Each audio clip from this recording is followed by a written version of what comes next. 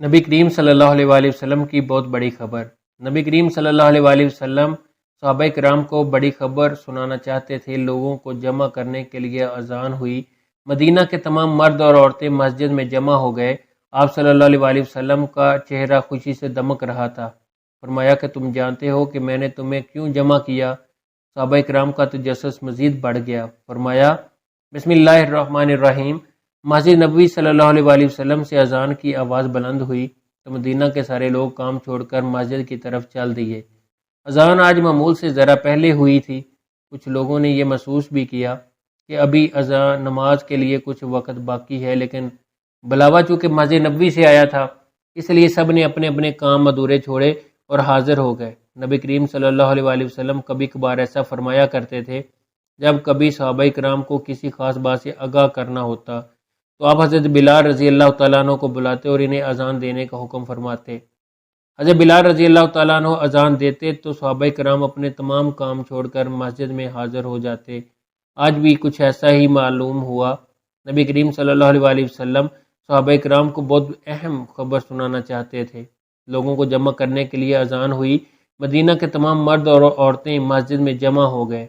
اللہ کے نبی صلی اللہ علیہ وآلہ وسلم مسجد میں بیٹھے ہوئے تھے اور آپ صلی اللہ علیہ وآلہ وسلم کا چہرہ خوشی سے دمک رہا تھا۔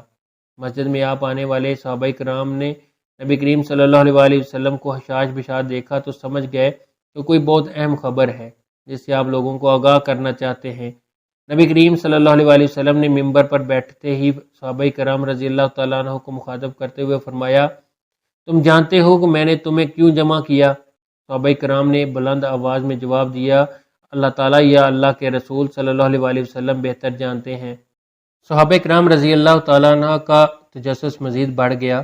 ہر کوئی اپنی اپنی جگہ بیٹھا شوق سے سن رہا تھا اور دل ہی دل میں سوچ رہا تھا نہ جانے آج کون سی اہم خبر ہے جسے سنانے کے لیے آپ صلی اللہ علیہ وآلہ وسلم بڑے خوش ہو رہے ہیں۔ نبی اکرم صلی اللہ علیہ وآلہ وسلم نے صحابہ کرام کو مخاطب کرتے ہوئے فرمایا میں نے تمہیں اس لیے جمع کیا ہے کہ تمیم داری ایک عیسائی نوجوان تھا، اللہ تعالیٰ نے اسے ہدایت نصیب فرمائی۔ اب وہ اسلام لا چکا ہے۔ وہ میرے پاس بیٹھا، اس نے بیعت کی، اسلام قبول کر لیا۔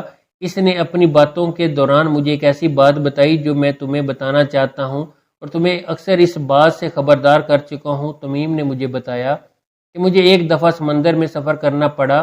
آج کل 30 آدمی تھے۔ کشتی سمندر کی موجوں کے تھپیڑوں کھاتی لہروں پر تیرتی چلی آ رہی تھی۔ اچانک سمندر میں طوفان آ گیا۔ تیز ہوا چلنے لگی اور پانی کی لہریں اچھل اچھل کر بلند ہونے لگی۔ کشتی کے مسافر پریشان ہو گئے۔ ہر کوئی اپنے اپنے خداؤں کو پکارنے لگا۔ کسی کو کچھ سمجھ نہیں آ رہا تھا کہ کیا کرے۔ سمندر سے اٹھنے والی لہریں ایک سمت کی بجائے ہر طرف سے کشتی کو اپنی لپیٹ میں لے رہی تھی۔ کشتی اپنی منزل سے ہٹ کر سمندر کی طوفانی موجوں کے رحم و کرم پر تھی۔ ایک طرف آنے والا پانی کا ریلا کشتی کو اپنے ساتھ بہا لے جاتا تو دوسری طرف سے بڑی موج کشتی کو اپنے ساتھ اور دوسری سمت میں لے جاتی۔ کشتی کا عملہ کچھ دیر تک تو سمندر کی بے رحم موجوں کا مقابلہ کرتا رہا اور اپنی کشتی کو بمر سے نکالنے کی ہر ممکن کوشش کرتا رہا، لیکن جب اس کی ہر تدبیر ناکام ہوئی تو وہ ایک طرف ہو کر بیٹھ گیا۔ مسافروں کے ساتھ خود ملا بھی پریشان تھا کہ ایسی بے رحم موجوں کا مقابلہ کیسے کرے۔ ڈوبتے سورج نے مسافروں کی پریشانی میں اور اضافہ کر دیا۔ سورج غروب ہونے کے قریب تھا اور اس میں روشنی آہستہ آہستہ ختم ہوتی جا رہی تھی۔ اپنی منزل کی خبر ہوتی تو رات ہونے کا کوئی ڈر نہ ہوتا، لیکن اب تو یہ خبر بھی نہ تھی کہ کشتی کس سمت جا رہی ہے اور سمندر کی لہریں کشتی کو اب کب تک سلامت رہنے دیں گی۔ رات ہوئی اور کشتی اسی طرح سمندر کی مچلتی لہروں پر ڈولتی رہی۔ کسی کو کچھ خبر نہ تھی کشتی کس سمت رواں ہے اور اس کا انجام کیا ہوگا۔ رات کا اندھیرا اور پھیل گیا تو سمندر میں ہر طرف تاریکی چھا گئی۔ کشتی کے مسافر اب ایک دوسرے کو دیکھ نہیں سکتے تھے۔ بس ایک آواز تھی جو آدمی کے موجود ہونے کا پتہ دیتی تھی۔ یوں ہی خوف و دشت کے عالم میں رات بیت گئی اور صبح ہوتے ہی اندھیرے کی جگہ سمندر میں چاروں طرف روشنی پھیلنے لگی۔ کشتی کے رات بھر چلنے کے بعد کسی کو معلوم نہ تھا کہ کس جگہ پہنچ گئے۔ رات بھر کشتی ہچکولے کھاتی پانی کی لہروں پر تیرتی رہی اور اب صبح ہونے پر سمندر کی موجیں جس طرف پانی کا بہاؤ کر دیتی کشتی اسی طرف چلنے لگتی۔ یوں سمندر میں پھنسے ایک دن اور گزر گیا اور رات آ گئی۔ پھر رات کے بعد دن اور دن کے بعد پھر رات آتی اور کشتی کو سمندر میں پھنسے پورے 3 دن گزر گئے۔ 3 دن بعد سمندر میں بولے بھٹکے مسافروں کو کہیں دور ایک ایسا نظر آیا جسے کچھ درخت سمندر میں کھڑے ہوں۔ مصیبت میں پھنسے ان مسافروں کے لیے وہ درخت زندگی کی نئی امید بن گئے۔ ڈوبتے کو تنکے کا سہارا کی مثال تھی۔ کشتی کے مسافر جو موت کی امید لگا کر بیٹھے تھے، ان کے چہروں پر اب زندگی کی مسرتیں دوڑ رہی تھیں۔ کشتی اور قریب ہوئی تو درخت واضح دکھائی دینے لگے۔ سورج غروب ہونے کے قریب تھا اور ملاح 3 دنوں بعد ملنے والا پہلا موقع کھونا نہیں چاہتا تھا۔ اسے ڈر تھا کہ اگر رات ہو گئی تو سمت کا اندازہ لگانا مشکل ہو جائے گا۔ کشتی آہستہ آہستہ درختوں کی طرف بڑھتی رہی۔ درخت اور قریب ہوتے ہوئے تو مسافروں کو یہ خوشی جان کر ہوئی کہ یہ سمندر میں کوئی جزیرہ ہے۔ ملاح کی محنت بر آئی اور ابھی سورج مکمل غروب نہ ہوا تھا کہ کشتی جزیرے کے قریب پہنچ گئی۔ سب مسافروں نے جزیرے پر قدم رکھتے ہی سکھ کا سانس لیا۔ 3 دن تک وہ زندگی اور موت کی کشمکش میں رہے تھے اور اب موت کا خوف کچھ کم ہوا تو ان کو راحت اور سکون کے کچھ لمحات میسر آ گئے۔ اس خوشی میں وہ اس پر اسرار جزیرے کو دیکھ رہے تھے۔ سورج غروب ہو رہا تھا اور اندھیرا چھا رہا تھا، تاریکی چھا رہی تھی۔ غروب ہوتے ہوئے سورج نے انہیں مغرب اور مشرق کی سمتوں کی پہچان کروا دی تھی، لیکن انہیں یہ خبر نہ تھی کہ وہ اس جگہ پر موجود ہیں۔ مسافروں کو جزیرے پر اترے ابھی زیادہ دیر نہ گزری تھی کہ درختوں کے درمیان سے ایک عجیب و غریب قسم کا جانور نمودار ہوا۔ جانور کے پورے جسم پر بال ہی بال اگے ہوئے تھے اور اس قدر لمبے اور گھنے تھے کہ یہ معلوم ہی نہ ہوتا تھا کہ جانور کا اگلا حصہ کون سا ہے اور پچھلا حصہ کون سا۔ سارے مسافر پر اسرار جزیرے پر اس عجیب و غریب جانور کو دیکھ کر حیران و پریشان ہو گئے۔ ایک مسافر نے تعجب سے دیکھتے ہوئے دوسرے مسافر سے پوچھا، خود بھی حیرانگی میں ڈوبا ہوا تھا کہ ہائے افسوس، یہ کیا ہے؟ جانور نے مسافر کی یہ بات سن لی۔ مسافر تو کچھ نہ بولا، البتہ جانور نے جواب دیتے ہوئے کہا، میں جاسوس ہوں۔ جانور نے انسانی زبان میں بات کی تو مسافر اور پریشان ہو گئے۔ کچھ مسافر تو یہ سوچ کر نڈال ہو گئے، ہو نہ ہو یہ شیطان ہے اور ہمارے سامنے آیا ہے۔ ایک مسافر نے ہمت کر کے اس جانور سے پوچھا، تمہاری جاسوسی کا کیا مقصد اور تم کس لیے جاسوسی کرتے ہو؟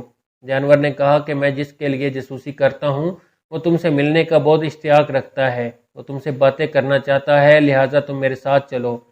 مسافروں کی حیرت لمحہ بلمحہ بڑھتی چلی جا رہی تھی۔ اب نہ جانے وہ کیا بلا ہے جس کی طرف یہ لے جانے والا ہے۔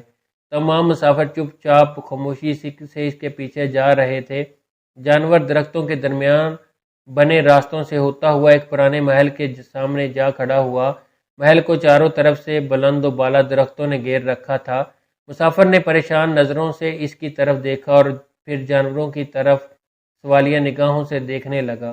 عجیب و غریب جانوروں نے پھر حرکت کی اور ایک بڑے دروازے سے گزرتے ہوئے مسافروں کو محل کے اندر لے گیا۔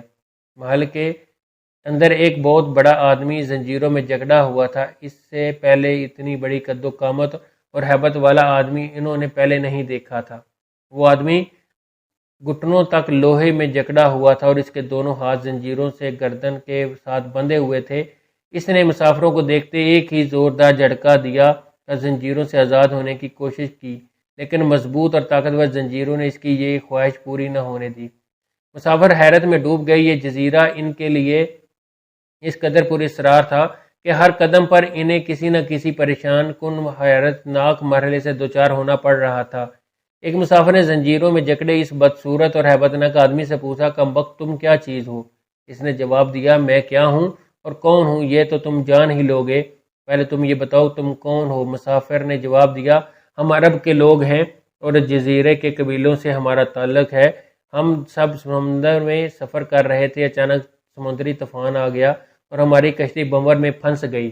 سمندر میں پھنسے 3 دن گزر گئے، بالآخر ایک روز ہم اس جزیرے پر اتر آئے۔ مسافر کے خاموش ہوتے ہی زنجیروں میں جکڑا آدمی بولا، مجھے نخلستان کے متعلق تو بتاؤ۔ مسافروں نے کہا، اس کے متعلق کیا جاننا چاہتے ہو؟ زنجیروں میں جکڑے انسان نے کہا، نخلستان کے متعلق میں یہ جاننا چاہتا ہوں کہ وہاں کھجوروں پر پھل لگتا ہے کہ نہیں۔ انہوں نے کہا کہ ہاں پھل لگتا ہے۔ قیدی نے غصے بھرے لہجے میں کہا، خبردار، ان قریب ان پر پھل لگنا بند ہو جائے گا۔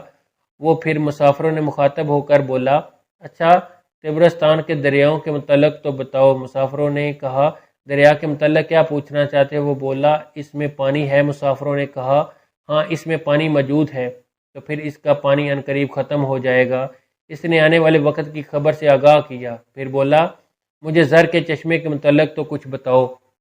مسافروں نے کہا کیا پوچھنا چاہتے ہو؟ قیدی نے کہا یہی کہ چشمے میں پانی ہے یا نہیں، اور اگر پانی ہے تو وہ پھر وہاں کے لوگ اس پانی سے کھیتی کرتے ہیں یا نہیں؟ مسافروں نے کہا اس میں پانی ہے اور اس پانی سے وہاں کے لوگ کھیتی باڑی اور زراعت کرتے ہیں۔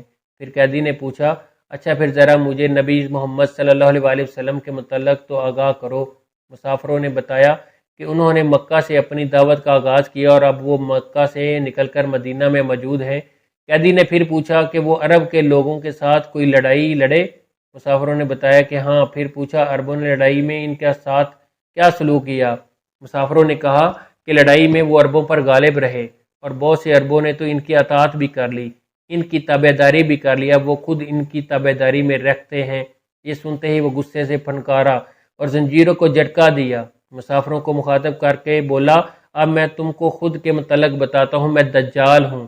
تو تمہاری باتوں سے یہ معلوم ہوتا ہے کہ مجھے یہاں قید سے جلد چھٹکارا ملنے والا ہے۔ لگتا ہے کہ وہ زمانہ قریب آ گیا ہے جب مجھے یہاں سے نکلنے کی اجازت ملے گی، پھر اس جزیرے سے نکلوں گا اور 40 دنوں میں ساری دنیا گھوم لوں گا، ساری دنیا کا چکر لگاؤں گا، کوئی بستی اور گاؤں ایسا نہ ہوگا جہاں سے میرا گزر نہ ہوگا۔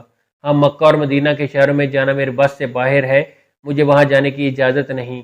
میں ان دونوں شہروں میں داخل ہونے کی کوشش بھی کروں تو میرے آگے فرشتے رکاوٹ بن کر آئیں گے، آڑ بن جائیں گے، ان کے ہاتھوں میں تلواریں ہوں گی اور مجھ سے لڑیں گے۔ صحابہ کرام رضوان اللہ علیہ مجمعین بڑے انمہاق سے نبی اکرم صلی اللہ علیہ وسلم کی زبانی حضرت تمیم داری رضی اللہ تعالیٰ عنہ کے پورے سرا جزیرے پر دجال سے ملنے کی داستان سن رہے تھے۔ نبی کریم صلی اللہ علیہ وسلم نے ممبر پر بیٹھے بیٹھے لاٹھی اٹھائی اور اس کو زور سے ممبر پر مارا۔ صحابہ کرام اس دلچسپ داستان میں کھوئے ہوئے تھے اور لاٹھی کی آواز پر متوجہ ہوئے تو نبی کریم صلی اللہ علیہ وسلم نے فرمایا طیبہ یہی ہے، طیبہ یہی ہے، طیبہ یہی ہے۔ طیبہ سے مراد مدینہ منورہ ہے اور دجال اس شہر میں داخل نہیں ہو سکتا۔ کیا میں تمہیں پہلے ہی اس دجال کے متعلق آگاہ نہیں کر چکا؟ صحابہ کرام نے جواب دیا ہاں ہاں یا رسول اللہ صلی اللہ علیہ وسلم، بالکل، آپ پہلے اس کے متعلق آگاہ کرتے رہے ہیں۔ نبی صلی اللہ علیہ وسلم نے فرمایا تمیم داری نے جب یہ بات مجھے بتائی تو اس فتنہ دجال کا ایک ہی حصہ تھی جس کے متعلق میں تمہیں آگاہ کرتا رہتا ہوں، اور یہ جان لو کہ کیا وہ شام یا یمن کے سمندر میں ہے؟ نہیں، بلکہ وہ مشرق کی طرف ہے۔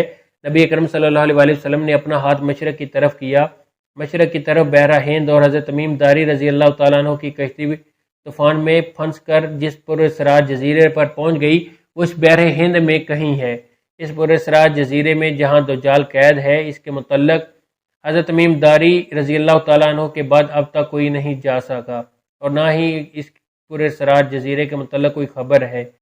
حضرت تمیم داری حضرت عیسیٰ علیہ السلام کے مذہب کے ممتاز عالم تھے اور انجیل پر پوری دسترس رکھتے تھے، لکھنا پڑھنا جانتے تھے۔ زمانہ جاہلیت میں نیک فطرت غریبوں محتاجوں کے سہارا تھے۔ یہود و نصارہ کے ممتاز علماء میں آپ رضی اللہ تعالیٰ عنہ کا شمار ہوتا تھا۔ ابن حجر رحمۃ اللہ علیہ نے تہذیب التہذیب میں لکھا ہے کہ وہ کتاب عہد قدیم اور جدید کے ماننے والوں میں سے تھے، اس وجہ سے یہود و نصارہ دونوں ان کو اپنے علماء میں شمار کرتے تھے۔ آپ بہت ذہین تھے، جو کچھ پڑھتے ازبر کر لیا کرتے ہیں۔ آپ کی طبیعت میں عاجزی و انکساری کوٹ کر بھری تھی، ریاکاری نمود و نمائش سے سخت نفرت تھی، ظاہری اور باطن شفاف تھا، ذی شعور اور معاملہ فہم تھے۔ مکہ اور مدینہ کے لوگ تجارت کے سلسلے میں اکثر ملک شام جایا کرتے تھے۔ ان سے آپ صلی اللہ علیہ وسلم اور آپ صلی اللہ علیہ وسلم کی دعوت توحید کا حال سن کر ان کے دل اور ضمیر نے آپ صلی اللہ علیہ وسلم اور آپ کی دعوت کی صداقت کی گواہی دی اور وہ حق کی جانب مائل ہو گئے۔ تاہم عرصہ تک انہیں آبائی وطن سے باہر نکلنے کا موقع نہ ملا۔ سن 9 ہجری میں اپنے بھائی نعیم کے ساتھ مدینہ منورہ آئے اور نبی کریم صلی اللہ علیہ وسلم کی خدمت اقدس میں حاضر ہو کر شرف بائی اسلام ہوئے۔ متاخر اسلام ہونے کے باوجود ان کا شمار فضلائے صحابہ کرام میں ہوتا ہے۔ اسلام لانے کے بعد انہوں نے مدینہ منورہ میں رہائش اختیار کر لی۔ ہجرت نبوی صلی اللہ علیہ وسلم کے بعد چند ماہ مسجد نبوی تعمیر ہو گئی۔ اس کی تعمیر میں صحابہ کرام رضی اللہ تعالیٰ عنہ آپ صلی اللہ علیہ وسلم نے بنفس و نفیس حصہ لیا۔ یہ مسجد ہر قسم کے تکلفات سے خالی اور انتہائی سادگی کا مدعا تھی۔ کچی اینٹوں اور ناتراش پتھروں کی دیواروں میں کھجوروں کے ستون اور کھجوروں کے پتوں کا چھپڑا اور سنگریزوں کا فرش تھا، لیکن ان کو جن مقدس ہاتھوں نے تعمیر کیا، جن سجدوں نے یہ معمور تھیں، ان کی عظمتوں کے سامنے افلاک و افلاک کی رفتیں ہیچ تھیں۔ سالہ سال تک مسجد نبوی روز اول کسی سادگی پر قائم رہی، یہاں تک کہ رات کو روشنی کا بھی کوئی اہتمام نہیں تھا۔ صحابہ کرام چاند یا ستاروں کی روشنی میں نماز ادا کرتے تھے، البتہ کبھی کبھار صحابہ کھجوروں کی شاخوں میں مشعلیں جلا کر لے آتے۔ ابن کثیر نے لکھا کہ حضرت تمیم داری ملک شام سے مدینہ منورہ آتے وقت اپنے ساتھ کچھ قندیلے اور اس میں جلانے کا تیل اپنے ساتھ لاتے۔ 9 ہجری کا ذکر ہے، ایک رات نبی کریم مسجد میں نماز کے لیے تشریف لائے تو آپ صلی اللہ علیہ وسلم نے دیکھا مسجد میں جا بجا قندیلیں لگی ہوئی ہیں، ان کی روشنیوں نے مسجد کو بنائے نور بنا رکھا۔ آپ صلی اللہ علیہ وسلم کے چہرے مبارک پر بشناست پھیل گئی اور آپ نے صحابہ کرام سے پوچھا، آج مسجد میں روشنی کس نے کی؟ انہوں نے ایک نہایت ہی پاکیزہ صورت اور خوشپوش صاحب کی طرف اشارہ کیا۔ آپ صلی اللہ علیہ وسلم نے ان کے کام پر بے حد خوشی کا اظہار فرمایا اور ان کے لیے بہت ہی دعائیں کی اور فرمایا، اگر میری کوئی بیٹی ہوتی تو میں اس کا نکاح روشنی کرنے والے شخص سے کر دیتا۔ اس وقت مسجد آپ صلی اللہ علیہ وسلم کے چچا زاد بھائی حضرت نوفل بن حارثہ بن عبد المطلب بھی موجود تھے۔ انہوں نے فوراً عرض کیا، یا رسول اللہ، میری بیوہ لڑکی ام مغیرہ موجود ہیں، اگر آپ صلی اللہ علیہ وسلم چاہیں تو ان کا نکاح انصاف سے کر سکتے ہیں۔ آپ صلی اللہ علیہ وسلم نے ان کا مشورہ منظور فرمایا اور اس مجلس میں ان سے حضرت ام مغیرہ رضی اللہ تعالیٰ عنہ کا نکاح کر دیا۔